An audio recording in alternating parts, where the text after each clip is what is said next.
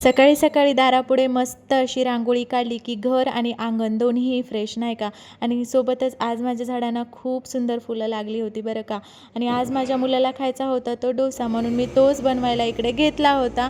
आणि इकडे बघा काय झालं, ते कॅमेरा सेट करण्याच्या नादात माझे थोडेसे शेंगदाणे जे आहेत ते करपले होते. मग करपलेत तेवढे बाजूला काढले आणि बाकीच्याची चटणी जी आहे ती मी बनवून घेतली. माझ्या मुलाला जाडच डोसा आवडतो, म्हणून मी त्याच प्रकारचा डोसा इकडे बनवून त्याला देते. आणि ह्याचा अभ्यास रात्री पूर्ण झाला नव्हता, म्हणून तो सकाळी सकाळी त्याचं होमवर्क करायला घेऊन बसला होता. सोबतच मी बाकीचे संपूर्ण स्वयंपाक देखील बनवून घेतला. सोबतच आज होती दीप अमावस्या, म्हणून त्याची देखील तयारी मला आज करून घ्यायची होती. दुपारच्या वेळेला घरातले संपूर्ण दिवे काढून घासून पुसून स्वच्छ करून घेतले.